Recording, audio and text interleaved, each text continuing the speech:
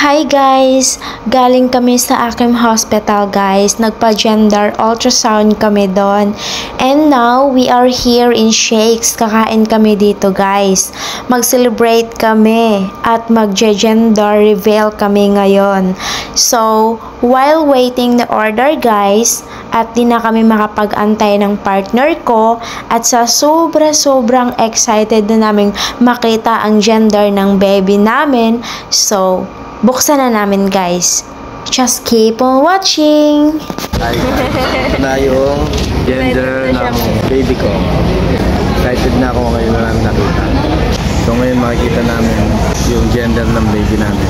Kaya nandito kami sa Shakey's para celebrate yung gender ng baby namin. Kaya titignan na natin. Oh my God! Alam natin masahin. Oh my God! Masahin mo.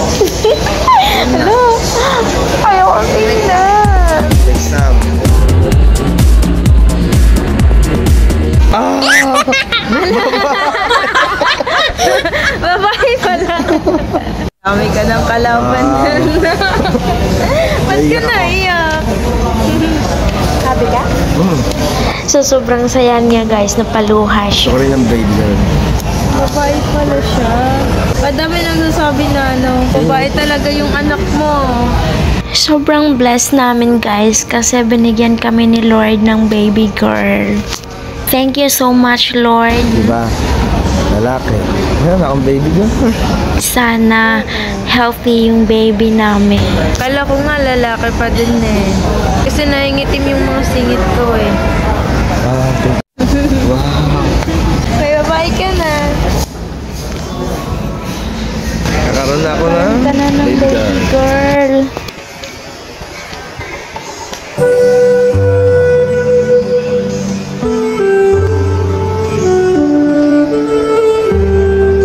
Dalawa na kayong babae ko sa buhay ko. Naiyak. Kung si Jai lalaki, si Harley lalaki. Meron na tayong baby girl.